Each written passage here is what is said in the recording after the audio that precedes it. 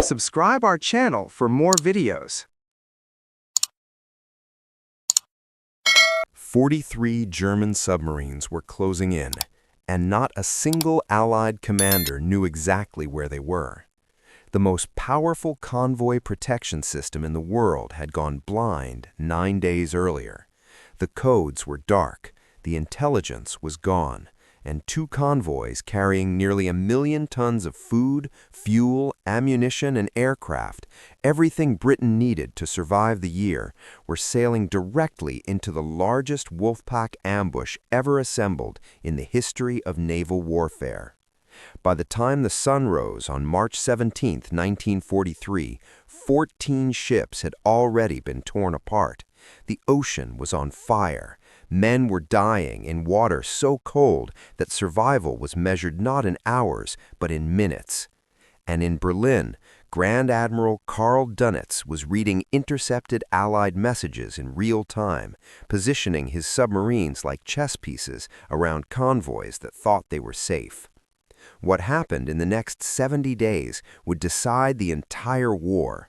Not on the beaches of Normandy, not in the skies above London, in the freezing, black, silent abyss of the North Atlantic, where no one was watching and where the fate of the free world was being settled one torpedo at a time. This is the story of the worst single day in Allied maritime history and the stunning reversal that no one saw coming.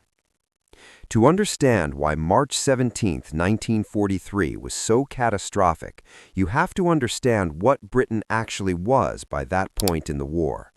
Most people picture Britain as this defiant island fortress, Churchill at the microphone, Spitfires over the White Cliffs. And that image is true, but it hides a terrifying reality that Churchill himself understood better than almost anyone alive. Britain was not self-sufficient. It never had been. This small island nation of 47 million people imported nearly 70% of its food.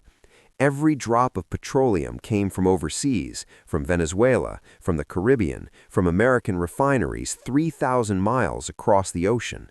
Every ounce of rubber, every pound of raw material needed to build tanks and aircraft and ships and bullets had to cross the Atlantic first. Without those ships arriving every single week, Britain would not slowly weaken, it would collapse, quickly, completely, and without dramatic last stands. The factories would fall silent, the RAF would be grounded for lack of aviation fuel, the civilian population would begin to starve within weeks. The entire war effort, the air war over Germany, the campaigns in North Africa, the coming liberation of Europe, all of it rested on a single foundation: merchant ships crossing 3,000 miles of open ocean. Churchill, who had survived the Blitz without flinching, who had watched the bombs fall on London and told his people they would fight on the beaches and the landing grounds and never surrender, admitted in his memoirs that there was precisely one thing that had truly frightened him during the entire war. Not the Luftwaffe, not Rommel's tanks, not the fall of Singapore. The U-boats. He called the Atlantic the jugular vein of the Allied cause. Sever it, and nothing else mattered. No amount of courage, no amount of industrial output, no amount of brilliant generalship could compensate for the loss of that lifeline.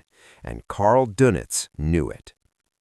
Dönitz was not a man who believed in dramatic naval battles. He had no interest in recreating Trafalgar with battleships and cruisers, slugging it out across open water. His strategy was colder than that, cleaner, more mathematically devastating. He called it the tonnage war. The principle was brutally simple. If his submarines could sink 700,000 tons of Allied shipping every single month, Britain would be forced to the negotiating table within a year.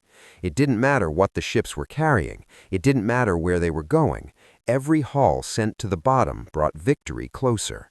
Dönitz was not fighting a naval campaign. He was running an industrial extermination program against the merchant fleet. And he was brilliant at it. His weapon was the Wolfpack, the Rudel tactic, a system of coordinated submarine attacks so carefully engineered that it had been rehearsed and perfected through the entire period between the wars. The concept sounds almost simple in description. U-boats would spread out in long patrol lines stretching hundreds of miles across projected convoy routes.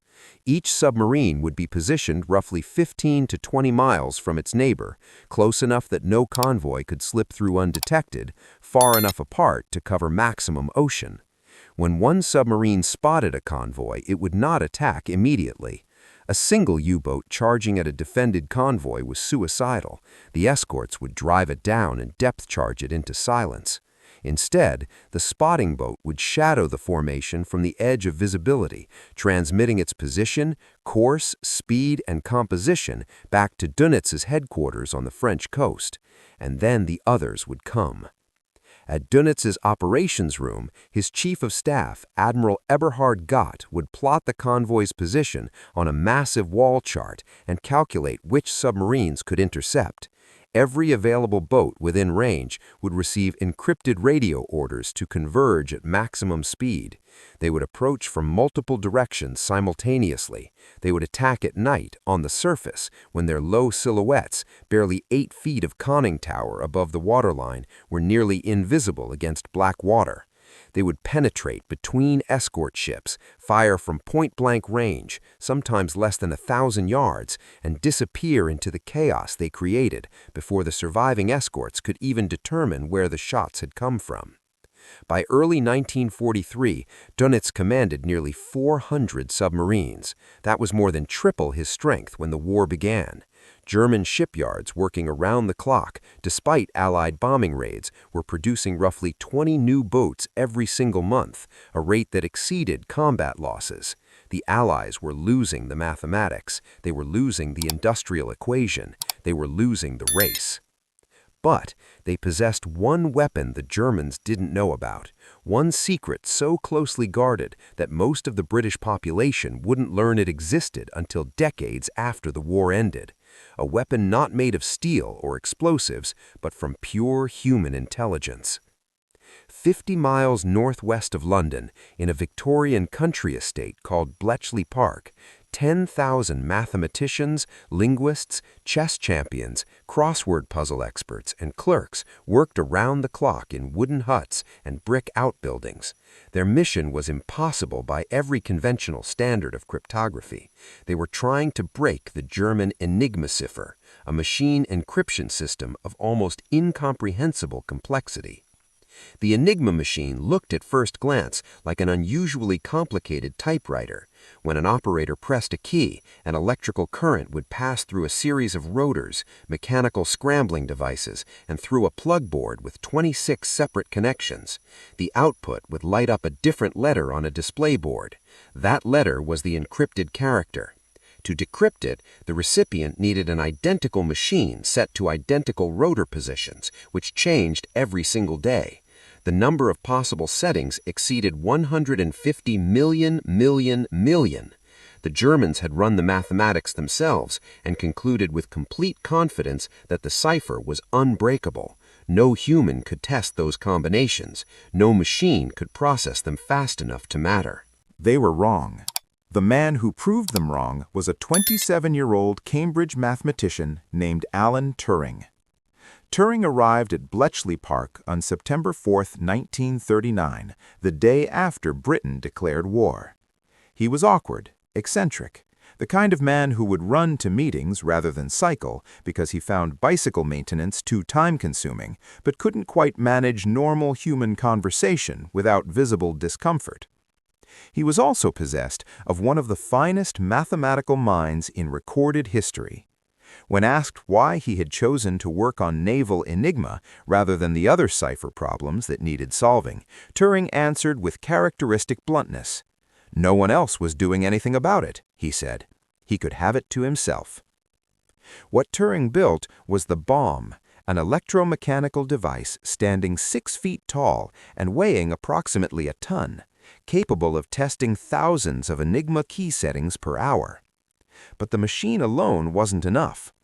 Turing developed a statistical technique called Bambarismus that exploited subtle patterns in the way German operators chose their daily key settings, patterns so deeply buried in the data that they would have been invisible to any mathematician without Turing's specific combination of theoretical insight and practical obsession. He was, as the classified history of his section later recorded, indispensable to the entire effort. But mathematics could only take them so far. To actually break into the naval cipher, Bletchley needed physical codebooks. They needed the actual settings from captured German machines, and getting those required something mathematics couldn't provide.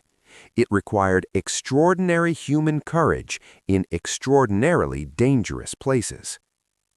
On May 9, 1941, a young sub-lieutenant named David Baum led a boarding party onto the sinking U-110. The submarine had been forced to the surface by depth charges from HMS Bulldog after attacking a convoy in the North Atlantic. The German crew was already abandoning ship. The boat was sinking. Scuttling charges might go off at any moment. Baum climbed down through the conning tower hatch into the abandoned control room, working by flashlight in a compartment filling slowly with seawater, and recovered an intact Enigma machine along with crucial codebooks. The material reached Bletchley within days. For the rest of 1941 and into early 1942, the submarine tracking room in London could read German U-boat communications, often within hours of transmission.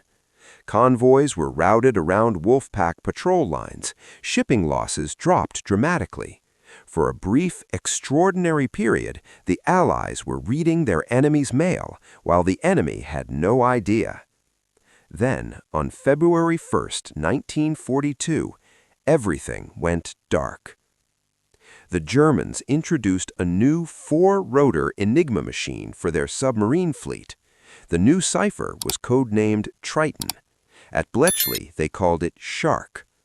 The 4th rotor increased the machine's mathematical complexity by a factor of 26.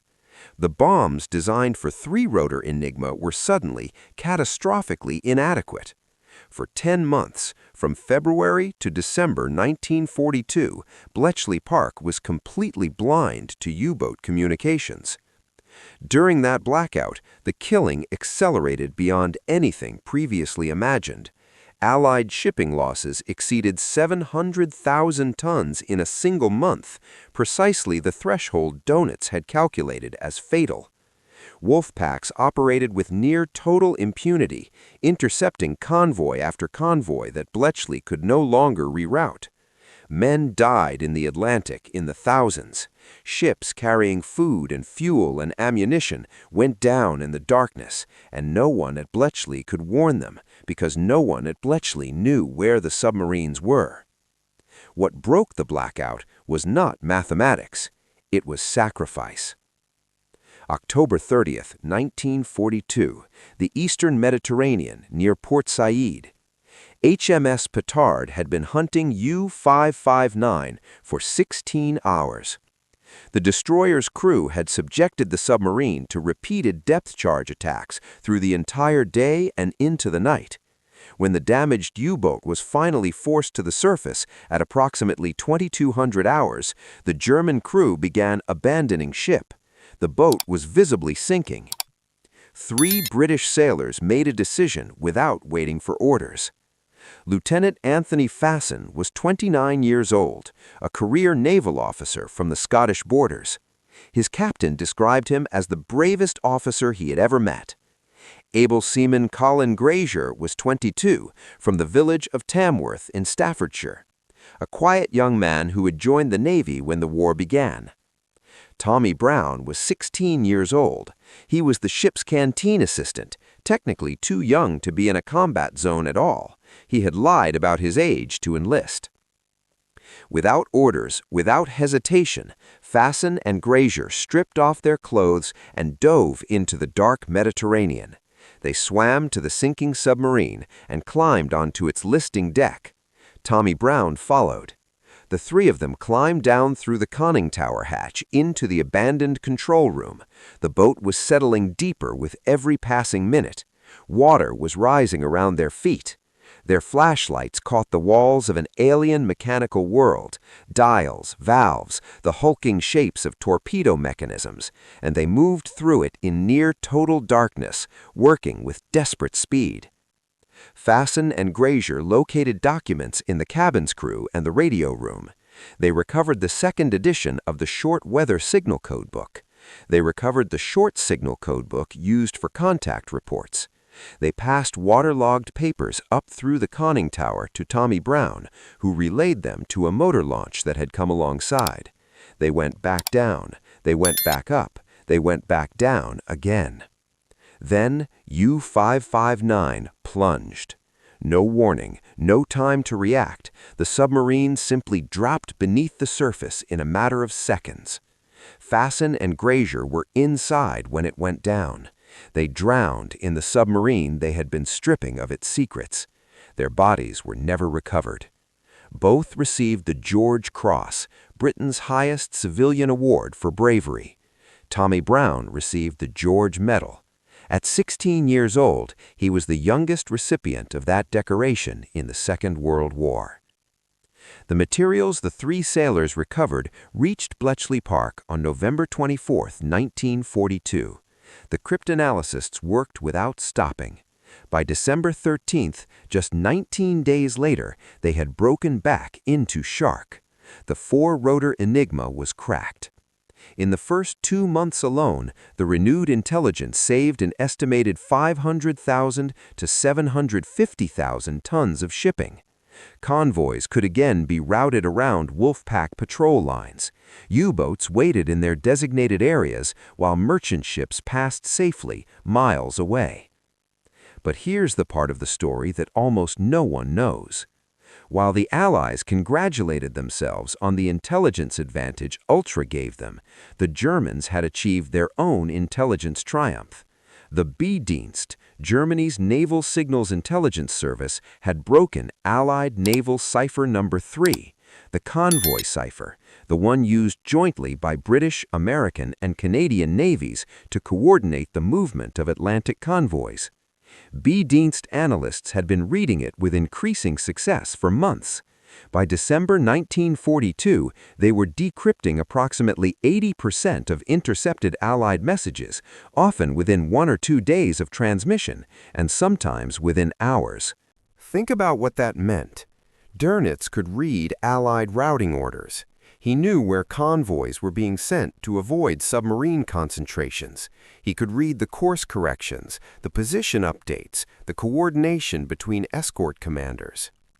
While the submarine tracking room in London congratulated itself on routing convoys away from Wolfpacks, the Wolfpacks were reading those routing orders and repositioning to intercept.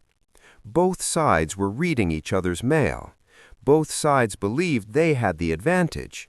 Neither side fully understood that the contest was a mirror, that every move was already known by the opponent before it was made. Then, on March 10, 1943, the Germans changed their short weather report format. It was a routine administrative adjustment, the kind of minor procedural change that military organizations make constantly without strategic intent. But it had consequences that no one in Berlin could have anticipated. The stereotyped text of the old weather format had provided the cribs, fragments of probable plain text, that Bletchley's bombs needed to test Enigma settings efficiently.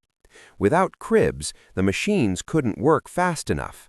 The daily cipher couldn't be broken in time to be operationally useful. For 9 critical days, from March 10th to March 19th, the submarine tracking room was effectively blind. Commander Roger Wynne, the brilliant barrister who ran the tracking room with intuition and obsessive pattern recognition, fell back on traffic analysis and educated guesswork. He called his best estimates useful fictions. And during those 9 blind days, 2 convoys sailed into the largest ambush in the history of the Atlantic War. Convoy SC-122 had departed New York on March 5th, 50 merchant ships making 7 to 8 knots, the maximum speed of the slowest vessels. They carried grain and lumber and fuel oil and military vehicles, everything from rifle cartridges to locomotive parts. The convoy's escort was Commander Richard Boyle's B-5 escort group, adequate by the standards of 1943, catastrophically inadequate for what was coming. Convoy HX-229 departed 3 days later, on March 8th, 40 ships making 9 to 10 knots, several tankers carrying aviation fuel desperately needed by the RAF, cargo vessels loaded with disassembled American aircraft, ammunition, and military equipment earmarked for the buildup toward the eventual invasion of Europe. The convoy's escort was commanded by Lieutenant Commander Gordon Luther, a competent officer on only his second Atlantic crossing. His regular commander, the experienced Edward Day, was stuck in port with his ship undergoing urgent repairs. Luther found himself in charge of an escort group he barely knew, protecting nearly 100,000 tons of irreplaceable supplies, heading into the most dangerous waters on Earth. When HX-229 reached its mid-ocean escort rendezvous point on March 14th, not a single warship was waiting. A scheduling error, the kind of administrative failure that plagues every military operation, had left the convoy completely unprotected at the most vulnerable point of its crossing. Commodore Maurice Melhuish, the senior merchant officer commanding the convoy, had no choice. He pressed forward through U-boat-infested waters for nearly 24 hours before the B-4 escort group finally caught up on the evening of March 14th. Meanwhile, German intelligence was working with devastating precision. B-Dienst had intercepted and decoded the routing orders for both convoys. Dönitz knew exactly where they would be and when they would be there. 3 wolf packs were deployed to intercept them. Group Robgraf, Robber Baron, contained 13 submarines deployed across the expected track. Group Stürmer, Daredevil, had 19 submarines. Group Dronger, Harrier, had 11. More than 40 U-boats formed a steel net across the mid-Atlantic air gap. That 350 nautical mile stretch of ocean was beyond the range of any land-based aircraft. No RAF Coastal Command patrol planes could reach it. No American Army Air Force bombers could cover it. The convoys would cross it completely alone, with no air protection whatsoever. German submariners had a name for this stretch of water. They called it Der Todesloch, the death hole. It began with pure accident. U-65-3, commanded by Kapitänleutnant Gerhard Feiler, was not hunting convoys. The submarine was heading home to France with serious mechanical problems. Crewmen had been swept overboard during a storm. Fuel was critically low. The boat carried a single remaining torpedo, and testing had shown it was probably defective. Feiler's exhausted crew was limping home, counting miles to safety. On the morning of March 16th, a lookout on U-65-3 spotted HX-229 appearing through the gray Atlantic swells. Dark shapes on the horizon, the telltale smudge of smoke rising from dozens of funnels. Had the lookout been slightly less alert, had he turned away for a moment, the convoy might have passed unnoticed. Feiler had 1 torpedo, he had a broken boat, he had no reason to fight. He transmitted a contact report. At U-boat headquarters, Dönitz and Gott plotted the coordinates and recognized what they were seeing: a major convoy in the air gap, inadequate escorts, perfect conditions. Orders went out in encrypted radio to every submarine in range. All of Robgraf was directed to pursue at maximum speed. Stürmer and Dronger were ordered to form a blocking line ahead of the convoy's projected track. Within hours, submarines were converging from every direction, running on the surface at 17 and 18 knots, cutting through the gray Atlantic under a sky that offered no cover to the ships below it. That 350 nautical mile stretch of ocean was beyond the range of any land-based aircraft. No RAF Coastal Command patrol planes could reach it. No American Army Air Force bombers could cover it. The convoys would cross it completely alone, with no air protection whatsoever. German submariners had a name for this stretch of water. They called it Der Todesloch, the death hole. It began with pure accident. U-65-3, commanded by Kapitänleutnant Gerhard Feiler, was not hunting convoys. The submarine was heading home to France with serious mechanical problems. Crewmen had been swept overboard during a storm. Fuel was critically low. The boat carried a single remaining torpedo, and testing had shown it was probably defective. Feiler's exhausted crew was limping home, counting miles to safety. On the morning of March 16th, a lookout on U-65-3 spotted HX-229 appearing through the Bray Atlantic swells. Dark shapes on the horizon, the telltale smudge of smoke rising from dozens of funnels. Had the lookout been slightly less alert, had he turned away for a moment, the convoy might have passed unnoticed. Feiler had one torpedo, he had a broken boat, he had no reason to fight. He transmitted a contact report. At U-boat headquarters, Dönitz and Gott plotted the coordinates and recognized what they were seeing: a major convoy in the air gap, inadequate escorts, perfect conditions. Orders went out in encrypted radio to every submarine in range. All of Robgraf was directed to pursue at maximum speed. Stürmer and Dranger were ordered to form a blocking line ahead of the convoy's projected track. Within hours, submarines were converging from every direction, running on the surface at 17 and 18 knots, cutting through the gray Atlantic under a sky that offered no cover to the ships below it. That 350 nautical mile stretch of ocean was beyond the range of any land-based aircraft. No RAF Coastal Command patrol planes could reach it. No American Army Air Force bombers could cover it. The convoys would cross it completely alone, with no air protection whatsoever. German submariners had a name for this stretch of water. They called it Der Todesloch, the death hole. It began with pure accident. U-65-3, commanded by Kapitänleutnant Gerhard Feiler, was not hunting convoys. The submarine was heading home to France with serious mechanical problems. Crewmen had been swept overboard during a storm. Fuel was critically low. The boat carried a single remaining torpedo, and testing had shown it was probably defective. Feiler's exhausted crew was limping home, counting miles to safety.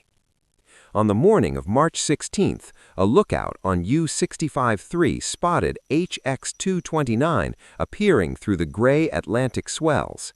Dark shapes on the horizon, the telltale smudge of smoke rising from dozens of funnels. Had the lookout been slightly less alert, had he turned away for a moment, the convoy might have passed unnoticed. Feiler had one torpedo, he had a broken boat, he had no reason to fight. He transmitted a contact report.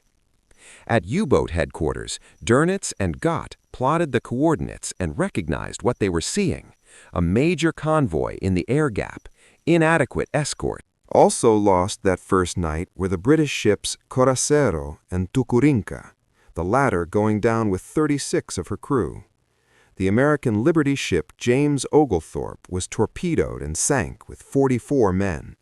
The American freighter William Eustis went down with most hands. Walkerling reported to headquarters that the convoy's defenses appeared weak. He was not wrong. 2 escort vessels had already broken from the screen to rescue survivors from the first torpedoings, leaving gaps through which more submarines were now penetrating. By 9:00 on March 17th, while the survivors of HX-229 were counting their dead and the escort commanders were still trying to understand the full shape of what they faced, the situation became catastrophically worse. U-338, commanded by Kapitänleutnant Manfred Kinzel, spotted convoy SC-122, the slower convoy that had departed a week earlier, approximately 120 miles from HX-229's position. Kinzel was aggressive and extraordinarily skilled. Without hesitation, he attacked. In less than 3 hours, he torpedoed and sank 4 ships. The British freighter Kingsbury went down with her military cargo. The Welsh ship King Griffith was torpedoed and sank with 22 of her crew. The British vessel Alderaan was sent to the bottom. The Canadian ship Fort Cedar Lake, loaded with war materials bound for Britain, joined them on the ocean floor.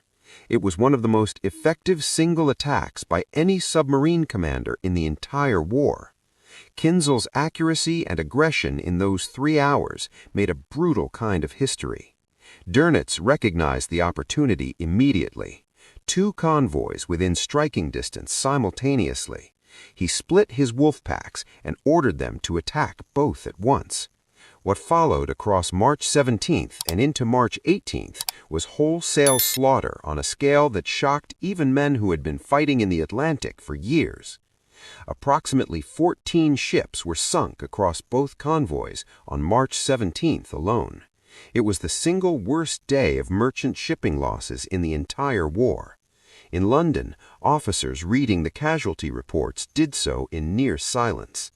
The carnage continued through March 18th. U-221, commanded by Oberleutnant Hans Hartwig Treuer, found U-229 again at dawn and launched another lethal assault.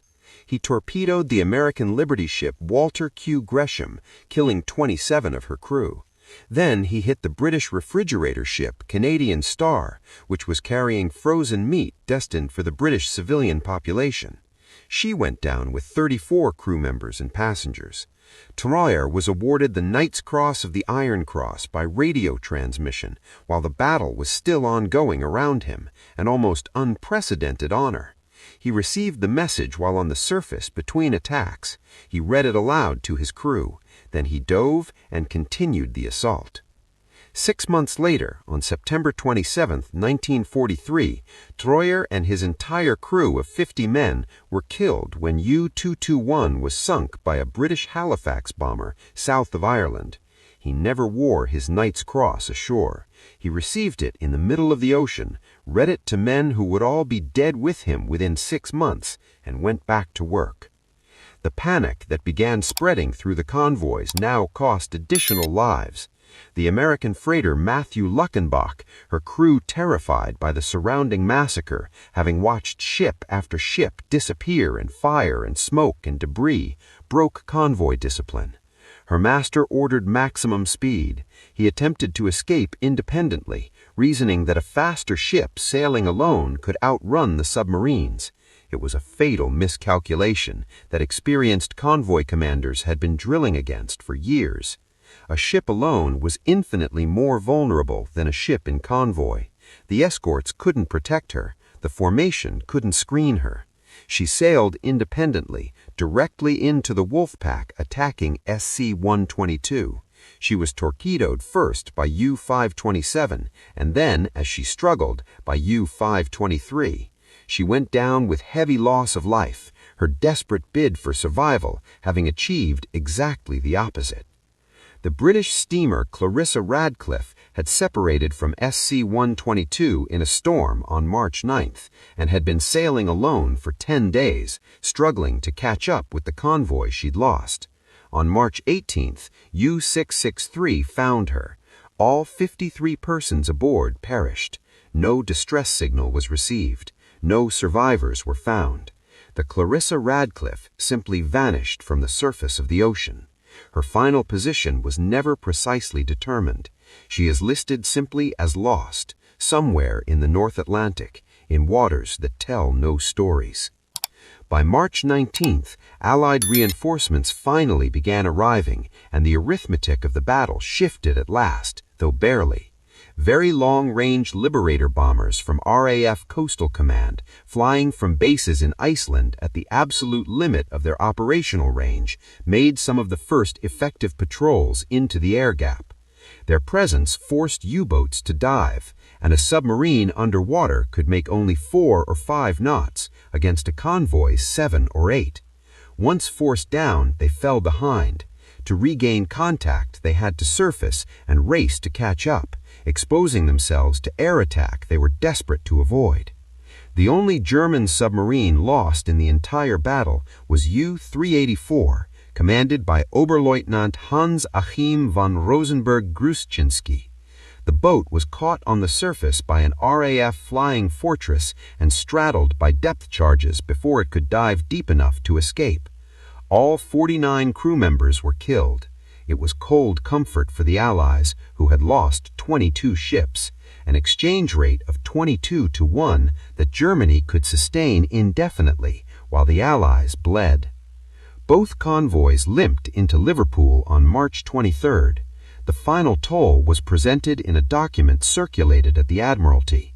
22 merchant ships sunk, more than 146,000 gross register tons lost, more than 360 merchant seamen and naval armed guard personnel killed, 1 U-boat destroyed. German radio proclaimed it the greatest convoy battle of all time. Newspapers in Berlin celebrated. At the Admiralty in London, the mood was unlike anything seen since the darkest days of 1940. The official assessment, written by men who understood naval mathematics with brutal clarity, concluded that it appeared, the careful language of men trying to remain professional while describing something catastrophic, that convoy itself could no longer be regarded as an effective system of defense. Read that again. Convoy itself, the foundational strategy of Allied maritime protection, the system that had kept Britain supplied through 3.5 years of war, the approach that had been refined through the experience of the First World War. Officials were now openly discussing the possibility that it no longer worked. If convoys couldn't protect shipping, there was no alternative strategy, there was no backup plan. Britain would be strangled slowly, without the dramatic last stand that might at least have made for inspiring history. The crisis triggered action at the absolute highest levels of Allied command. On March 18th, while the battle was still raging in the mid-Atlantic, President Franklin Roosevelt made one of only 2 direct military orders he issued to his commanders during the entire war. He ordered Admiral Ernest King, Commander-in-Chief of the United States Fleet, a famously obstinate and difficult man who had resisted transferring resources to the Atlantic theater throughout 1942, to immediately transfer 60 Liberator bombers from the Pacific to close the air gap. No discussion, no bureaucratic review, no inter-service negotiation. The President had spoken.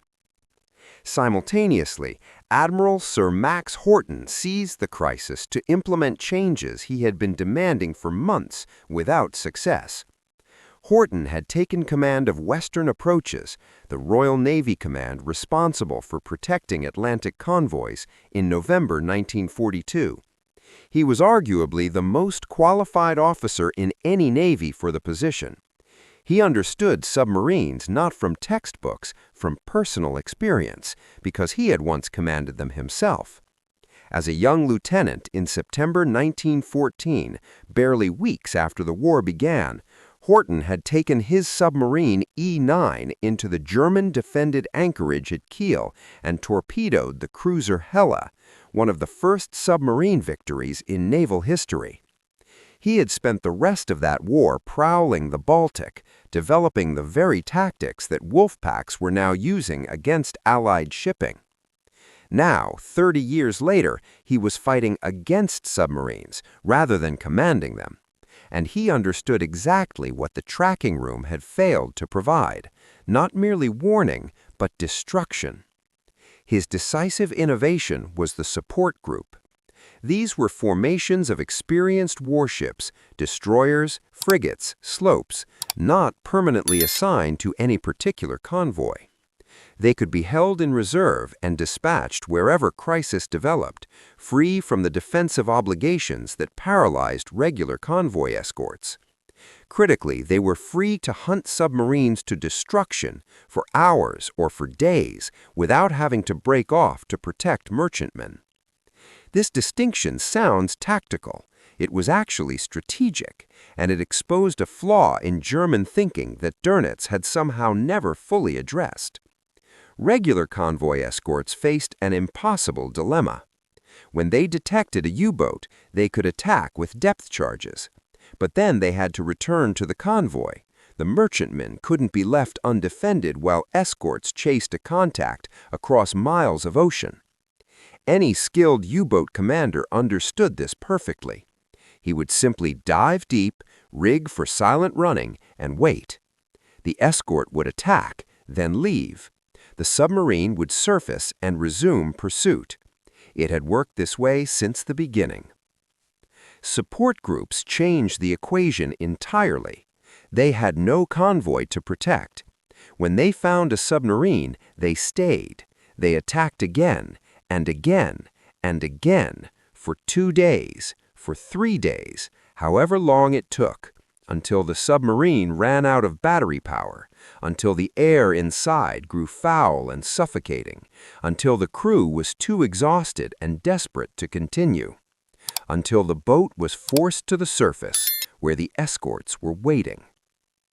Horton's staff ran war game simulations based on the HX-229 disaster, adding hypothetical support groups to the scenario and replaying the battle.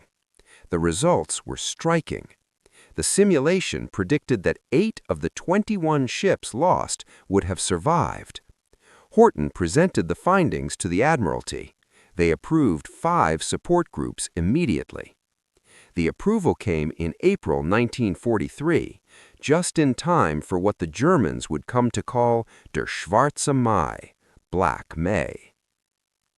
The man who embodied the new doctrine most completely was Captain Frederick John Walker. His crew called him Johnny. Every officer in the Royal Navy who followed anti-submarine warfare knew the name. Walker was the most successful U-boat hunter in the history of naval warfare, ultimately credited with sinking or decisively assisting in the destruction of approximately 20 German submarines. No other officer in any navy came close. Walker had proven his approach in December 1941 when his 36th Escort Group fought a running battle with a wolf pack for 5 days, sinking 4 U-boats in a single engagement. During one attack, he depth-charged U-574 and then deliberately rammed the surfacing submarine with his own ship, HMS Stork, crushing the pressure hull with his reinforced bow. He invented the creeping attack, one ship maintaining sonar contact with a submerged U-boat from a flanking position, while a second ship crept silently from behind at low speed, its own sonar switched off to avoid alerting the target, until the directing ship calculated the geometry and signaled the attacker to release depth charges directly above the submarine. The submarine's first indication would be explosions. He developed the barrage attack, in which 3 or more ships would release overlapping depth charge patterns simultaneously, saturating hundreds of yards of ocean with explosions, leaving no direction of escape. He perfected the hold down, a patient, grinding tactic in which escorts would maintain continuous patrol over a submerged submarine for 2 or 3 days, attacking just enough to keep it from surfacing, until exhausted batteries and foul air made surfacing inevitable. His standing orders to his captains were revolutionary in their directness. The object of the second support group is to destroy U-boats. Not to protect convoys, not to escort merchantmen safely to port, to destroy U-boats. The distinction in phrasing reflected a complete transformation in tactical philosophy, from passive defense to aggressive, relentless, unforgiving offense. And then the technologies converged. multiple innovations, each exploiting a different German vulnerability, reaching operational maturity simultaneously in the same weeks that Walker's support groups were deploying and Roosevelt's liberators were crossing the Atlantic. High-frequency direction finding, universally called Huff-Duff by the men who operated it, exploited the fundamental tactical weakness that Dönitz had built into Wolfpack operations. U-boats had to communicate by radio. The contact report when a convoy was spotted, the position updates as the shadow boat maintained contact, the coordination orders from headquarters. Every one of these transmissions was a radio broadcast into the open ocean. British engineers had developed shipborne receivers that could instantaneously determine the bearing of a radio transmission, using an oscilloscope display that showed the direction of the signal. When a U-boat transmitted, 2 or more escort ships equipped with Huff-Duff could triangulate its position within minutes. The standard response was to run down the bearing at maximum speed. Often the escort would reach the submarine while it was still on the surface, still transmitting, and attack with guns and depth charges before the boat could even begin to dive. Even when the submarine escaped, it had been driven underwater, forced off the convoy track, denied the ability to shadow. Huff-Duff contributed to approximately 24% of all U-boat losses during the war. Cinemetric radar was the technology the Germans never anticipated and never understood until it was far too late. The cavity magnetron, invented by John Randall and Harry Boot at Birmingham University in February 1940, enabled radar operating at 10-centimeter wavelengths. The resulting ASV Mark III airborne system could detect a surfaced submarine at ranges of 10 to 16 kilometers, in darkness, in poor weather, in conditions that made visual detection impossible. The critical advantage was almost laughably simple. Germany's Metox radar warning receiver operated only in the 1.5-meter wavelength band. It could not detect cinemetric emissions at all. U-boats equipped with Metox believed they were safe from radar detection when no warning sounded on their equipment. They were completely wrong. The first indication they received of an attacking aircraft was often the explosion of depth charges alongside. Coastal Command aircraft were attacking U-boats in the Bay of Biscay and across the Atlantic almost daily within weeks of operational deployment. German commanders were baffled. They investigated every possible explanation, whether the British were homing on Metox emissions, whether they had infrared sensors capable of detecting warm submarine exhaust, whether there was a traitor in their midst. They did not discover the existence of cinemetric radar until September 1943, when they examined the wreckage of a crashed bomber that still contained a magnetron. Their countermeasure arrived too late and proved unreliable. The Lee light solved a different problem. Radar could detect a surfaced submarine at range, but it lost contact at approximately 1 kilometer due to surface clutter. The final approach had to be made blind. A skilled lookout crew could spot an aircraft in those final seconds and begin the crash dive that might save the boat. The Lee light was a 22 million candela carbon arc searchlight mounted under patrol aircraft. On the final approach, in total darkness, it was switched on in the last few seconds, blinding the U-boat's lookouts instantly, illuminating the target perfectly, giving the aircraft an accurate attack solution with no time for the submarine to respond. After its introduction, combined with cinemetric radar, German submarines were forced to charge their batteries during daylight hours, dramatically increasing their vulnerability to air attack across every operational area. Escort carriers finally brought continuous air power to the mid-ocean gap where land-based aircraft could not reach.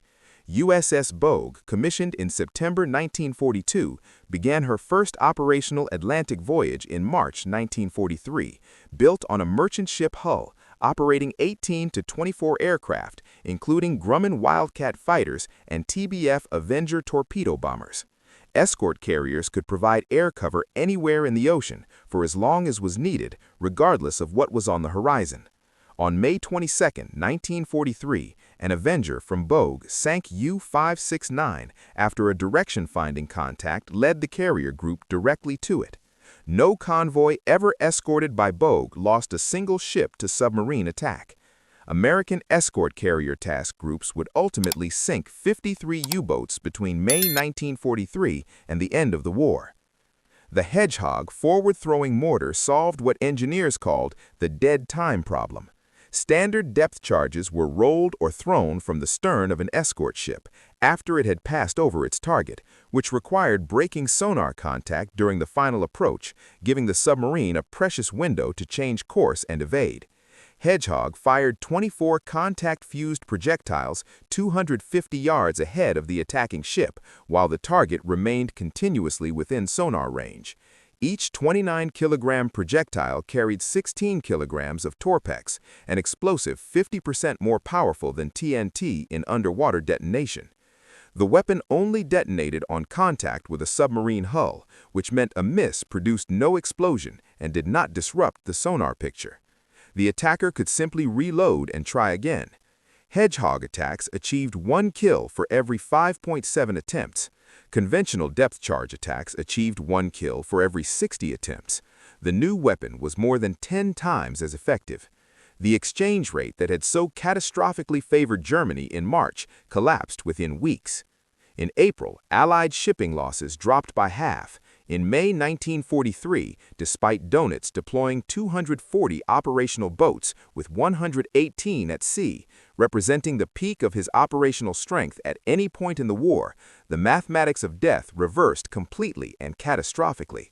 From May 10th to May 24th, 10 convoys crossed the North Atlantic.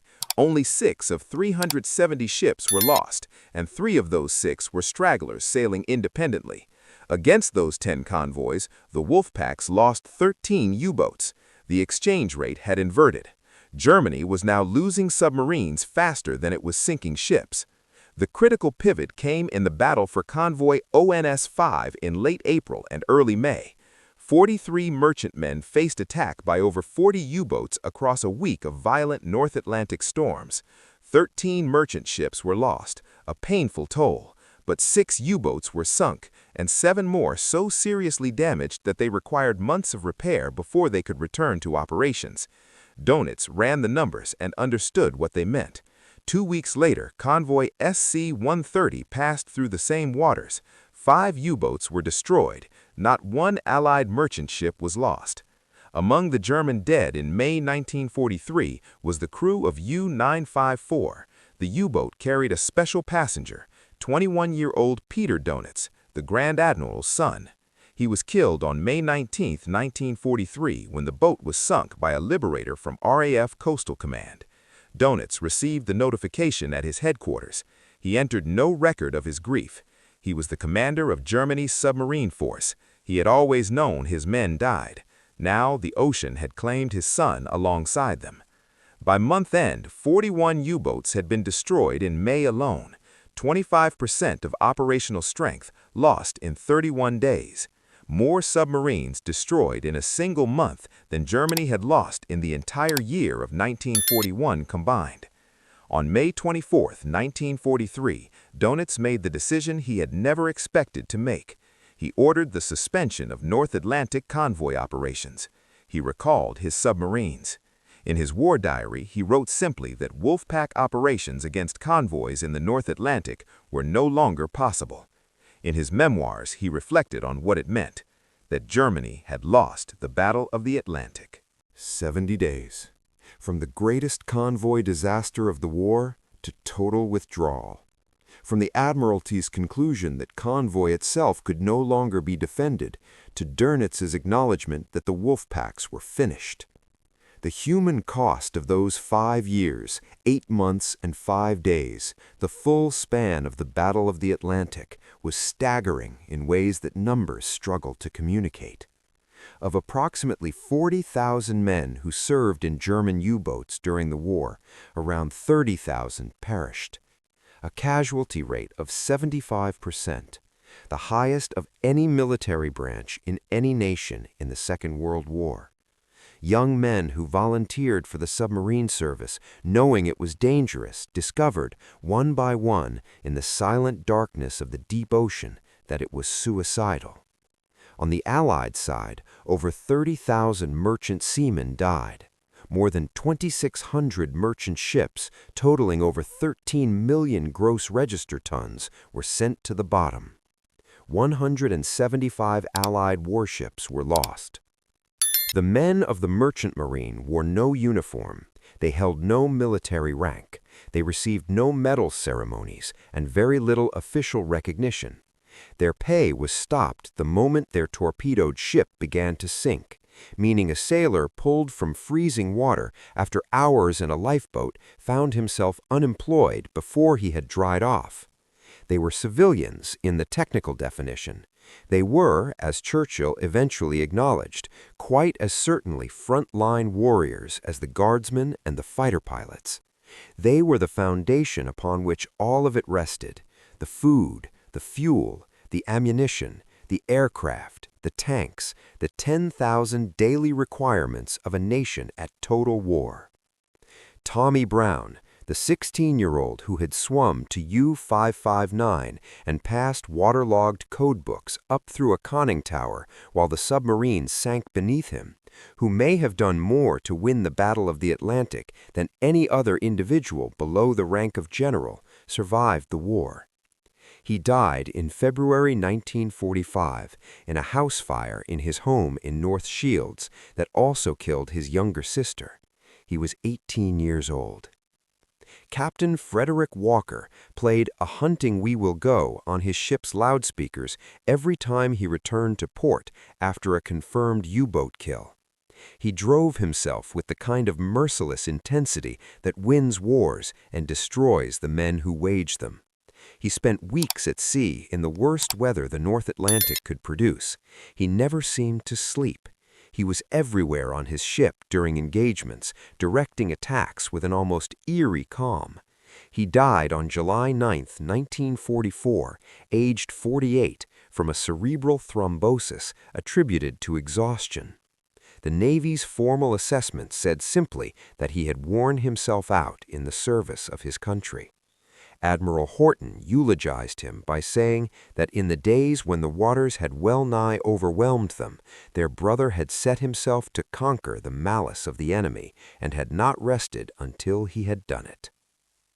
In June 1943, 850 merchant ships arrived safely in North Atlantic convoys, without a single vessel lost to U-boat attack. The siege was broken. Britain would not starve. The invasion of Europe would proceed. The war would continue. The Battle of the Atlantic was decided not by any single technology, not by any single act of heroism, and not by any single battle. It was decided by the simultaneous convergence of centimetric radar, direction finding, escort carriers, very long-range aircraft, support groups, superior weapons, operational research, and overwhelming industrial production, each innovation exploiting a different vulnerability, all arriving together in a single devastating window of weeks. The Germans had built a war-winning strategy around assumptions that were correct in 1940. By May 1943, every one of those assumptions had been invalidated. Without the Battle of the Atlantic, there is no buildup of American forces in Britain. Without that buildup, there is no D-Day. Without D-Day, there is no liberation of Western Europe, no meeting of Allied armies at the Elbe, no end to the Nazi regime on the terms the Allies required.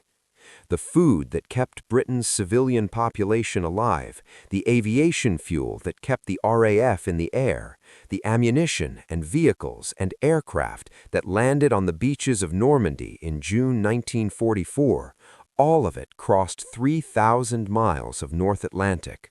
All of it passed through the waters where the wolf packs hunted. All of it arrived because the men of the escorts and the coastal command aircraft and the support groups and the cipher rooms of Bletchley Park won a campaign that almost no one knew was happening in waters that the cameras never reached. March 17, 1943, was the day the convoy system came closest to collapse. It was the day that came closest to changing history in ways that would have been irreversible. Within 70 days, the hunters had become the hunted. Within 14 months, Allied forces were crossing the English Channel toward Normandy, supplied across an ocean that was finally, at terrible cost, secure. The men of the merchant marine wore no uniform, they held no military rank, they received no medal ceremonies and very little official recognition. Their pay was stopped the moment their torpedoed ship began to sink, meaning a sailor pulled from freezing water after hours in a lifeboat found himself unemployed before he had dried off. They were civilians in the technical definition.